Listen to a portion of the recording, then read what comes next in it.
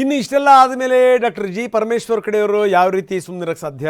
ಅವರೂ ಕೂಡ ಅಲ್ಲಿ ಇಲ್ಲಿ ಪ್ರತಿಭಟನೆಗಳನ್ನು ಮಾಡ್ತಾ ಇದ್ದಾರೆ. ಕೆಲವೊಂದು ಕಡೆಗೆ ರಸ್ತೆ ತಡೆ ಮಾಡಿದ್ದಾರೆ. ಡಾಕ್ಟರ್ ಜಿ ಪರಮೇಶ್ವರ್ ಮುಖ್ಯಮಂತ್ರಿ ಆಗಬೇಕು ಅಂತ ಇದೇ ಮಾತನ್ನ ಸ್ವಾಮೀಜಿ ಕೂಡ ಹೇಳಿದರು. ಸ್ವಾಮೀಜಿಗಳು, ನೀವು ದಲಿತರನ್ನು ಮಾಡಿ, ಖರ್ಗೆಯವರಿದ್ದಾರೆ, ಮುನಿಯಪ್ಪನವರಿದ್ದಾರೆ, ಅಥವಾ ಜಿ ಪರಮೇಶ್ವರ್ ಅವರಿದ್ದಾರೆ, ಅವ್ರನ್ನ ಮಾಡಿ ಅಂತ ಮಾದಾರ ಚೆನ್ನಯ್ಯ ಶ್ರೀಗಳು ಆಗ್ರಹ ಮಾಡಿದ್ದನ್ನು ನಾವು ನೋಡಿದ್ವಿ.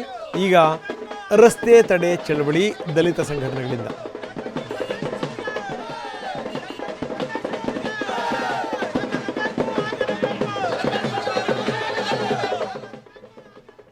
ಏನು ಈಗ ಮುಖ್ಯಮಂತ್ರಿ ಬದಲಾವಣೆ ಅದು ಇದು ಅಂತ ಏನೋ ಚರ್ಚೆಗಳು ನಡೀತಾ ಇದೆ.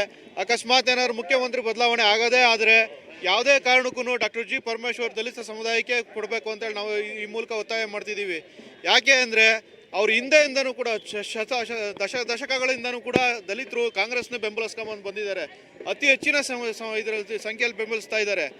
ಅವ್ರು ಇವತ್ತವರೆಗೂ ಕೂಡ ಒಂದೇ ಒಂದು ಸ್ಥಾನಮಾನ ಆಗಲಿ, ಒಂದು ಮುಖ್ಯಮಂತ್ರಿ ಸ್ಥಾನಮಾನ ಯಾವತ್ತೂ ಕೊಟ್ಟಿಲ್ಲ. ಹಾಗಾಗಿ ಈ ಸರಿ ಅವಕಾಶ ಬಂದಿದೆ. ಈ ಅವಕಾಶದಲ್ಲಿ ಯಾವುದೇ ಕಾರಣಕ್ಕೂ ದಲಿತರಿಗೆ, ಅದರಲ್ಲೂ ಡಾಕ್ಟರ್ ಜಿ ಪರಮೇಶ್ವರು ಹಿಂದೆ ಕಾಂಗ್ರೆಸ್ ಪಕ್ಷವನ್ನು ಸದೃಢವಾಗಿ ಕಟ್ಟುವಂಥ ವಿಚಾರದಲ್ಲಿ ಸಾಕಷ್ಟು ನೋವುಗಳನ್ನು ತಿಂದಿದ್ದಾರೆ. ಅವ್ರಿಗೆ ಅನ್ಯಾಯ ಆಗಿದೆ. ಈ ಮೂಲಕ ಅವ್ರಿಗೆ ಮುಖ್ಯಮಂತ್ರಿ ಮಾಡೋ ಮೂಲಕ ಅವರಿಗೆ ನ್ಯಾಯ ಕೊಡಬೇಕು ಅಂತೇಳಿ ಈ ಮೂಲಕ ನಾವೆಲ್ಲರೂ ಕೂಡ ಹಿಂದುಳಿದವರು, ದಲಿತರು, ಅಲ್ಪಸಂಖ್ಯೆ ಎಲ್ಲರೂ ಕೂಡ ಒತ್ತಾಯ ಮಾಡ್ತಾ ಇದ್ದೀವಿ.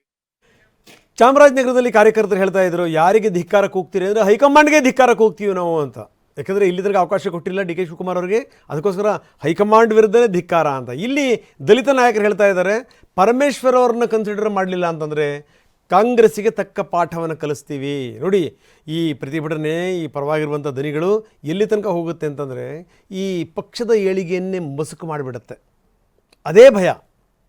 ಯಾವಾಗಲೂ ಈ ನಾಯಕರ ಕಿತ್ತಾಟಗಳಿದೆಯಲ್ಲ, ನಾಯಕರ ಕಿತ್ತಾಟಗಳಿಂದ ಪಕ್ಷಗಳು ಉದ್ಧಾರ ಆಗಿರುವಂಥದ್ದು ಇಲ್ಲವೇ ಇಲ್ಲ. ಅದನ್ನು ಕಾಂಗ್ರೆಸ್ ನಾಯಕರು ಕೂಡ ಅರ್ಥ ಮಾಡ್ಕೋಬೇಕು.